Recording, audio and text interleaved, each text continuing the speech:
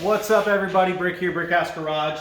I got the RPM roll bar here. We got all the hardware out of the box. There was no instructions in the box. I'm with Fast Tech right now, and they're getting a hold of RPM, trying to give me the rest of the stuff. I just wanted to kind of show you what's in the box. There's a bunch of hardware. Here's the pin, the quick release pin for your bar. These are the spacers that go underneath of the actual roll bar between your car and the bottom plate. And then we have the actual bottom plates. Now, none of these are drilled. I don't know if that's right or not. So I just called them up and they're gonna get a hold of RPM and check with them. But literally none of these, I mean, they drilled a hole so they could hang them and powder coat them, but every single bracket is bare.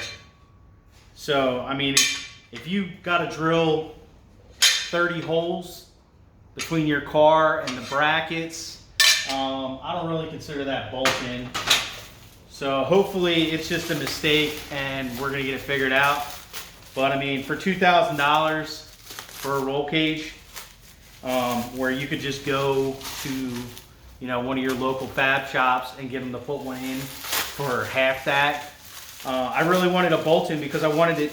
I looked all over the internet and I wanted to find something that was simple that people could do in their garage. Even with really good drill bits, this is going to take you, quarter-inch steel is going to take you forever to drill through. So I'm hoping it's just a mistake. I'm in the middle of doing the install video. We have the cage in the car. Like I said, there was no instructions, so I couldn't really inventory the box. They did drill all of the top pieces. This is the plate that goes on top. So I'm thinking maybe they were worried that your holes wouldn't line up, or there'd be some kind of issue and they didn't want to open them up too much. Maybe that's why they didn't drill them. But I mean, that's really nice. And it's great. There's great welds on it. For $2,000, you want to be able to just put some bolts in, drill a couple holes.